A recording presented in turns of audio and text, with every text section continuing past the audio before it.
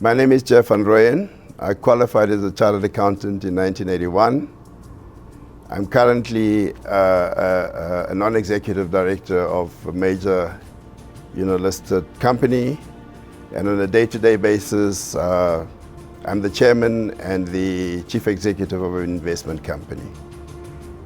I was born in Alexander Township, which is a township in Johannesburg, in a very poor family. I was basically just raised by my mother and my grandmother, and we didn't know anything about the accounting profession. There were no role models in our community, and I'm talking about the year would have been 1975, and the first black chartered accountant in the country qualified the following year, and that's Professor Wiseman Kushlu, who qualified in 1976. So by the time I got into the profession, there were no role models. At any rate, so I had this idea that I wanted to become a chartered accountant. I just selected a couple of firms very randomly from the Accountancy Journal and wrote to them to say that, look, this is where I am. I want to be a chartered accountant. I'm looking for articles of Township. And to cut the long story short, I succeeded in getting articles with a medium-sized accountancy firm, and I started my articles that year and qualified in 1981. And then it was probably around 1985, right? That's a couple of years after I had qualified, when I was told quite bluntly by the firm that because of the color of my skin, there was no opportunity for me to become a partner in the firm. I then decided that I had no option but to go and set up my own practice. I established my own practice, and I practiced as an independent accountant and auditor for a couple of years.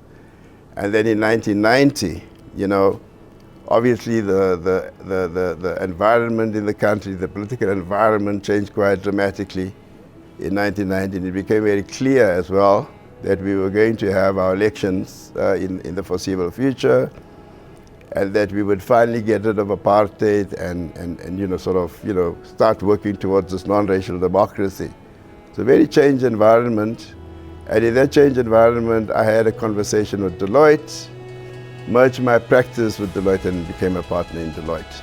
So that's just in terms of background. I remained as a partner in Deloitte for about a decade. A decade later, I decided I wanted to do something different. I then applied for the position as chief executive of what was then the Financial Services Board.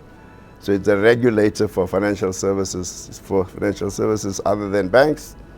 Applied for that position, I was successful, and I then became the chief executive of the Financial Services Board, a position that I held for 5 years. After that, I decided that I wanted to get back into the private sector, and then I established an investment company that I still run to this day. So I think for me, one of the major lessons I think I learned through my own journey is, first of all, that the accountancy profession plays a very, very significant role in the South African economy. And I think it's really to a very large degree because of the role that we play as chartered accountants that we've got such strong financial markets in the country, and also why our financial markets are rated so highly, kind of globally. I've also, become aware that, as a chartered accountant, and especially today, post-apartheid, that there are just so many opportunities, for young people, particularly people of color today, to get into the profession. And quite honestly, I could not even aspire to become a partner, in a major accounting firm, solely because of the color of my skin. Today's circumstances are so different. There are, all kinds of opportunities for young accountants, whether you are black or white, so many opportunities. Kind of the message that I would put out to young accountants today is to say that today you really, really have an opportunity to become the best that you can be, right? I mean, you can aspire to be the best that you can be. not only have you got, and you also don't have to confine yourself to the accounting profession. I mean, that's certainly what I did. I think I got to a stage in my career where I kind of ventured out. I became a regulator. After that, I went and I established, my own business. The only requirement I would say to young people today is that they clearly have the talent, that they just need to have the confidence and the self-belief that they can, whatever their dreams are, that they can in fact, accomplish those dreams. They have to have the confidence, That's what I would say to them. I mean, there are just so many opportunities for them today to pursue. So when I qualified as a chartered accountant, as I've indicated previously, there were very few. I was only the fourth black chartered accountant in the country in 1981, right? And so we then decided, myself and together with a few other accountants, those who were qualified and those who were on the journey to qualifying, we then decided to establish ABASA, which stands for the Association for the Advancement of Black Accountants. And our primary purpose, for establishing the organization was to start creating an awareness of the profession in our communities. I had indicated earlier on that when I was at university, I was completely unaware of the profession. So we said, well, let's go and create that awareness. And also we had very, very many challenges. I mean, when I was an article clerk, we had very many challenges. I'll just give you one example, which I think is very important, right? So typically when you are an article clerk, you go and visit clients. I mean, you're part of an audit team and you go and visit clients. That is what you do. In my particular case, I was told that the clients were not, and I'm talking about 1975, 1976, I was told that the clients were not ready to have people of color, on the audit teams. And so I was confined to the office where I had very limited, client contact. So this is a particular challenge, that I had. 2 years later, when the firm felt that the timing was right for me to go as part of audit teams to go and visit clients, we also had different kinds of challenges. So what we then tried to do with ABASA was to say that, look, we've had the experience, right? We've had all those challenges, and we wanted to help, those who now got into the profession. We wanted them to benefit from our experience. And so those are the two reasons why we established the organization. First of all, create the awareness. Secondly, encourage them to come in, but also then create an enabling environment for them, because that enabling environment was not available at the time. And then we also recognized that we needed to work in partnership with the various accounting bodies, like SAIPA, for example, and also with SAICA.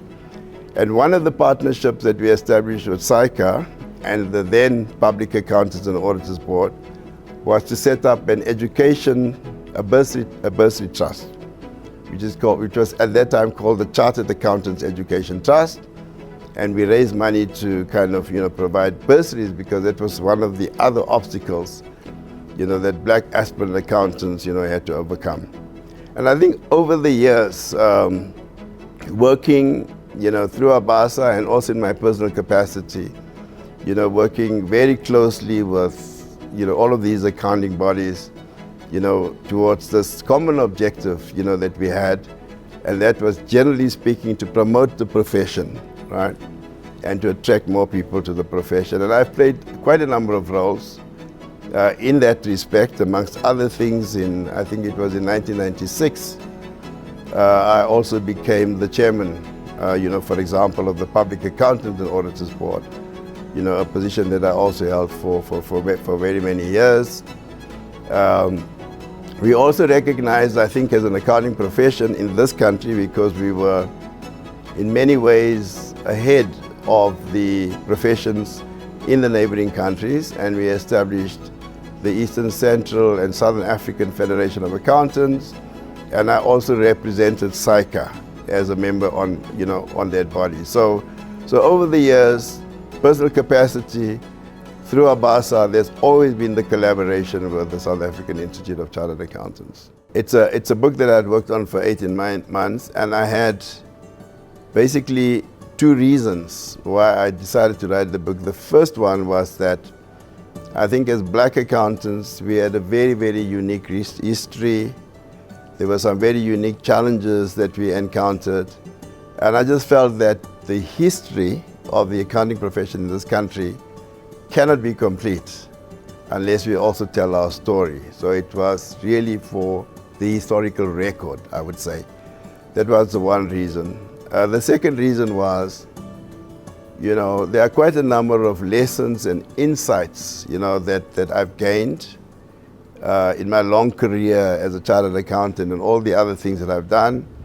And I wanted to share those insights in the hope, that it will help those young people who are on their own journey make their lives a bit, easier. So those were the two primary objectives. And then one of the unexpected benefits, and I think it's very important for me to make this point. So it wasn't on my mind at the time I decided to write the book. But one of the unexpected benefits is I found that it was also a very therapeutic process for me, because a lot of those things that we had to go through as black accountants, when I started writing about it, I kind of recognized that they were quite painful experiences, and they were quite traumatic experiences. So the whole writing process, in a way, allowed me to, in some ways, also unburden myself emotionally and psychologically. And at the end of the process, I just kind of felt, much more lighter in my spirit, So it was a very therapeutic process for me. I've never allowed myself to remain shackled in the past. The idea always is, let's look the past squarely in the eye, so to speak, and let's draw some lessons, from that, so that together, on the basis of that, help build a profession that is a lot more inclusive, right? So it's not about remaining trapped in the past.